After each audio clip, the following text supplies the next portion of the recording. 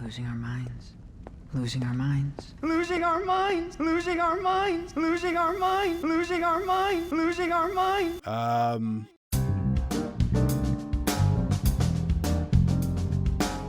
As you know, I love a good scary game. It balances out my filthy weeb fantasies with edgy schlocky shock. Man, that was hard to say. Anyway, for this video we are diving down the proverbial well and picking over the fresh carcass of The Evil Within. Let's get into it.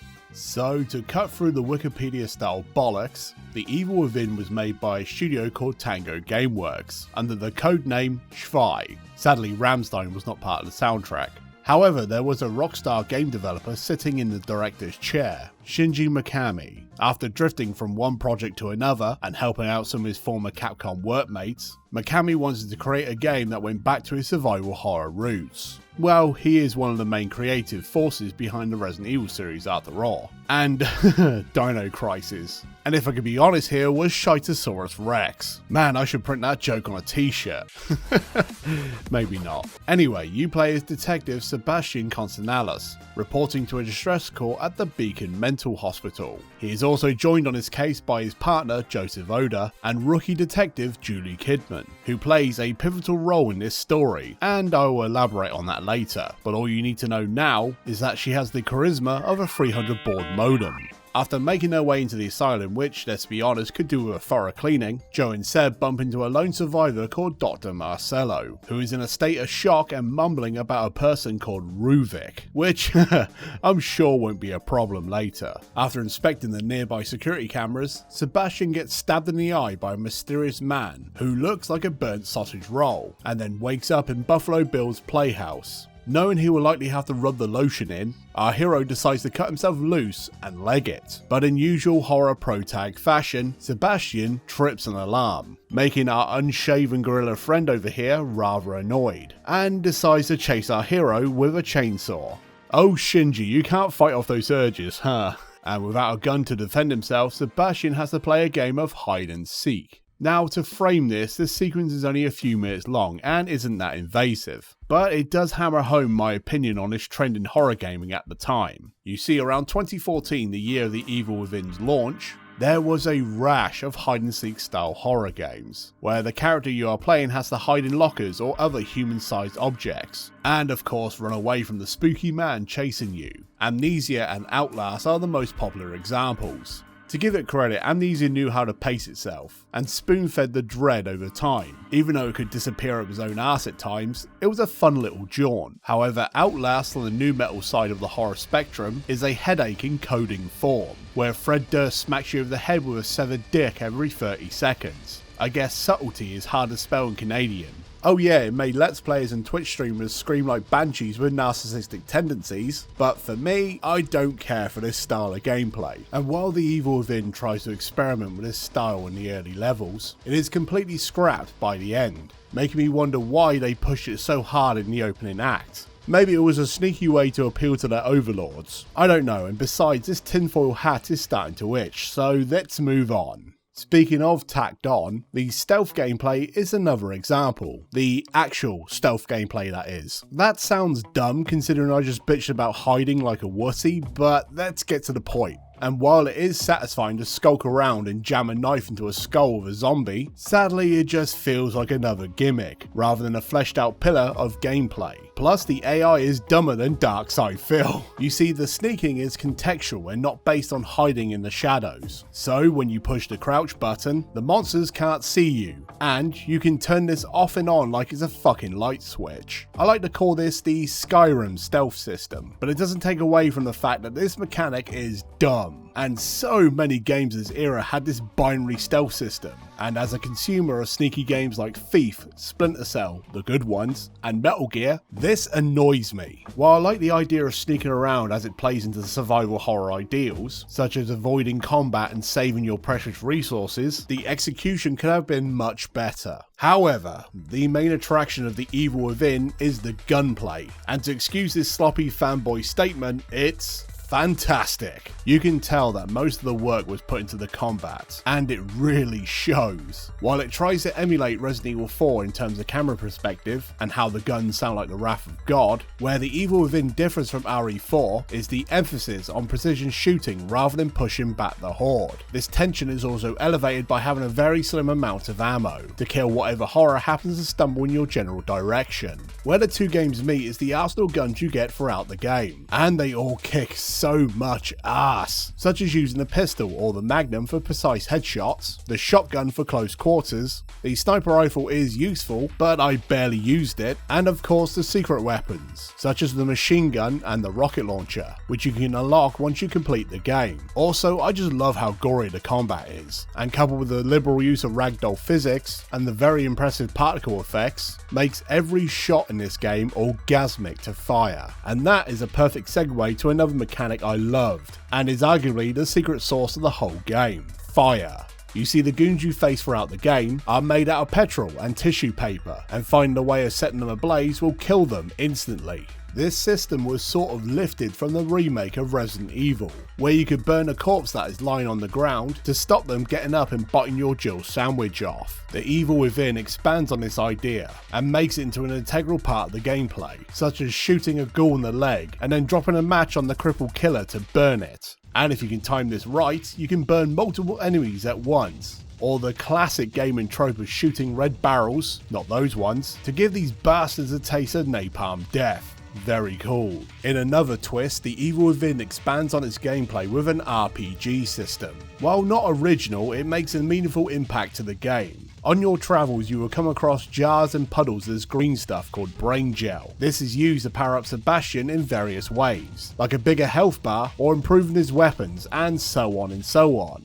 One upgrade I would recommend if you decide to play this game is to increase Sebastian's sprint, because at default it's pathetic. It lasts like 3 seconds. And I will be honest here, restricting the player on convenient gameplay systems such as sprinting and then hide it behind a skill system is stupid. That being said, I think the progression system is fine if you can ignore that hang up. It gives you the incentive to play the game multiple times, and you do feel the progress of Sebastian with every breakthrough. And if you want another pro tip, get the Agony Crossbow's default bolts to the maximum level as soon as you can. Why? Well, to put it simply, it's the best weapon in the game. Yes, while the bow does have other types of ammo, such as flashbangs, electro bolts, and explosive bolts, and let's not forget the frozen bolts, which are complete shit, they are made irrelevant in comparison to the maximum level standard arrows. You see, when you hit this milestone, your standard bolts turn into flame tip one-shot wonders, and if the impact doesn't kill them, the fire will. And let's be honest again, it breaks the balance of the game for sure. But I will admit it's a lot of fun to stick a bad guy and then watch him flail about on fire. Plus it can stick enemies to walls, which reminds me of the Penetrator and Fear. Anyway, back on subject. I think you can guess that I love the combat of this game, and I know I've been sucking RE4's dick under the table at the same time, but The Evil Within really nails the gameplay, and I have to give them credit. I have played so many games that have tried to emulate what made Leon's Big Dumb Adventure in Spanish Town special, and they all have failed harder than my previous attempts to mate with the opposite sex. The secret is not about the fast-paced action, it's about being calm and calculated under pressure, and making each shot count. And this is what The Evil Within absolutely gets. While it's not as polished, I cannot deny how much fun the combat is. So as your thumbs are being embraced by the velvet goodness of the gameplay, what about your eyes? While I like the grindhouse noir look and feel of the visuals, Tango did make a few boneheaded decisions that held the game back, and the most obvious is the black bars on the top and bottom of the screen. Now this problem was shortly patched after the game was released, but I cannot stress enough how much this feature was hated when the game first came out.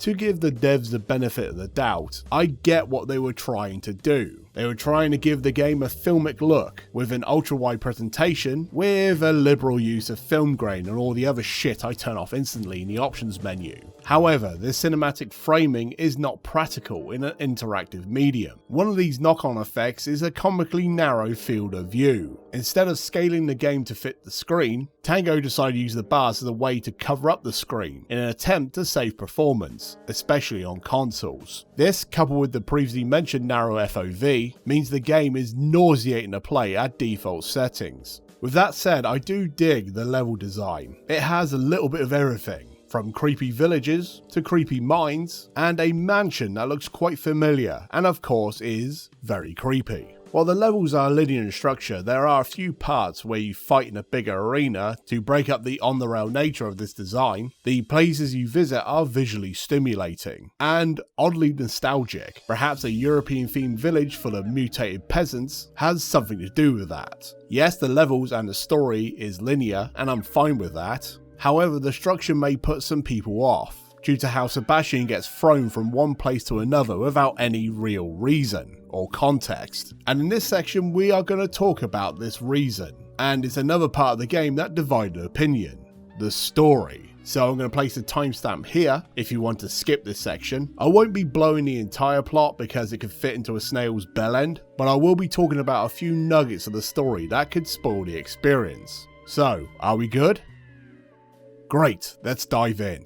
To quickly recap on the story so far, Sebastian and his crew of household appliances respond to a massacre at the Beacon Mental Hospital. And yes, he gets a pain in the eye by the dude who looks like a tasty meat-filled delight, blah blah blah. Well, it turns out this cheeky chap is a man called Ruvik, who created this mysterious contraption called STEM, with the help of Dr. Marcello. In a nutshell, this machine links multiple people to a host, who is the catalyst of this collective consciousness. In fewer words, it's the Matrix, and Sebastian is Neo, I guess? I think? It's kind of a mess, so just roll with it. However, in the world of the evil within, it's not the slow-mo kung fu power trip of its influence. It's a violent and twisted world, full of pain and suffering, and being controlled by an unhinged psychopath, kind of like having sex with Piers Morgan. And the reason why you're in this mess is because Dr. Mario over here killed Ruvik in a plot to steal his STEM machine. And for reasons? Marcello stuck Ruvik's brain into a jar and stuck it in the STEM machine to power the contraption. And I won't lie, I have the biggest headache right now. Ugh. So in retaliation, Ruvik hatches a plan to escape the simulation by using a patient from the hospital called Leslie as his new flesh vessel. And where the fuck is my Nurofen? While it is a rather out there idea for a story, I love this concept. It bridges the gap between horror and sci-fi in a really cool way. And yes, it's dumb and derivative of several other things, I cannot help but enjoy how much confidence and charisma the storytelling has. While the structure is slow and kind of annoying, as the twist is only revealed about 75% into the game, and between the opening act and the reveal, nothing really happens, I cannot help but be captivated by this ridiculous storyline. There is a few narrative elements around Ruvik I don't want to spoil, but I do want to talk about one of the side stories, and it's the tale of our favourite dial-up modem, Julie Kidman. You see, in her twist, she isn't a cop. She is an agent for a shadowy organisation called Mobius. Think the Umbrella Corporation mixed in with some Illuminati twats who control the populace and yada yada yada. Unfortunately, Tango once again fumbled this somewhat interesting nugget by hiding Kidman's story behind a paywall. Oh yeah, you do get the scene where she tries to kill Leslie, but this setup and a majority of Kidman's side story, and a fair chunk of the context for this whole feckin' game, is told through her 2 DLC chapters. Granted, Kidman's little excursion is short and full of that riveting hide-and-seek gameplay, which, I will be honest, is fun, due to the game being built around the approach rather than being slapped on, like some used condom of gameplay. But I cannot shake this feeling that this side story should have been in the main game, and the only reason why it was trimmed out was to sell to us for the sake of making a quick buck. And I hate to go on an old man rant here, but I remember a time where this would have been an extra mode after beating the game, like the 4th Survivor mode in Resident Evil 2, or the Mercenaries modes in later RE games. Oh, yeah, wait a minute, I forgot. Yes, this game was published by Bethesda, and I guess Todd Howard wanted more Filipino rent boys for his sucky fun times on his gold-plated yacht, and for the rest of us would have to eat shit and open our wallets. Now, I know bagging on Mr. Howard will ultimately date this video, but some pure old jokes in his direction are needed after playing the part of the game that has some actual fucking tension. And here is another letdown I have with this game. The Evil Within is not scary.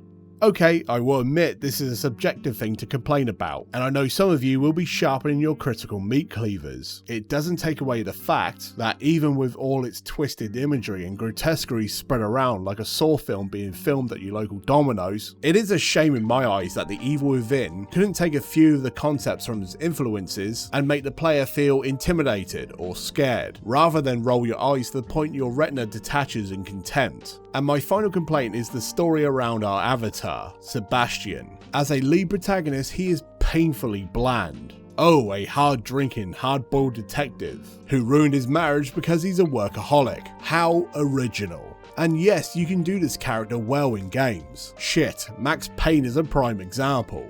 I will give credit, Tango tried to expand on our hero, with a note you can find very late into the game that explains what happened to his daughter, and shortly after his wife leaving him. The issue here is that this plot point is pointless, due to having no context of this until the final part of the game. And yes, the reason why the devs shoved this in at the last minute was in an attempt to flesh Seb out as a character, and of course a cheeky breadcrumb of sequel baiting. Sadly, it arrives way too late into the game, and if you didn't pick up this note while playing, then you would have completely missed this narrative. There is another part of The Evil Within that needs to be mentioned, and that is a wave of references to another iconic horror franchise, Silent Hill. Mostly it's just a couple of cheeky posters, or some other overarching themes, such as a foggy place full of unspeakable horror. Okay, that one is kind of a stretch, but there is another homage that is a safe bet, The Keeper. And I know what you are thinking. He looks like another big lad with trigonometry for a face. And yes,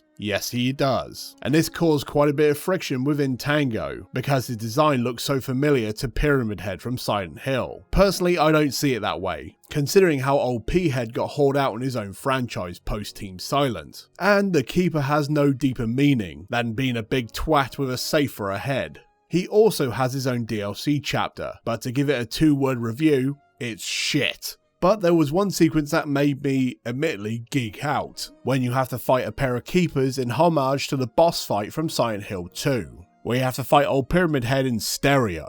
Yes, this is fan service, but it's fan service done right, of reminding you about the past while creating something fresh and fun. And the final nerdy thing I want to highlight before wrapping this shit up is the Evil Within in Japan is called Psycho Break. And I don't know why that really appeals to me, and why we didn't get that name in the West is above me. I would happily call my dog Psycho Break. Shit, I would happily call my firstborn Psycho Break. And yes, I know that The Evil Within is a play on words, like the other series I bore you to death about, but still I can't help but love it. So, in conclusion, The Evil Within ticks a ton of my subjective boxes, and while it's a title that won't appeal to everyone, I implore you, if you are interested in this game, to give it a go. While it's not as defined or polished as its influences, it has a charm and charisma that I find endearing, and it is full of that gushing excess that you would expect from a project made by Shinji Mikami. And even with its rough edges, I can happily say that The Evil Within is one of my favourite games of all time, and is a prime example of just being a fun, silly, shooty throwback. While some games will try and stir the soul with a meaningful message or some other borderline pretentious bollocks, others, such as The Evil Within, just want to stick their dick for a bedsheet and pretend to be a 5-inch ghost.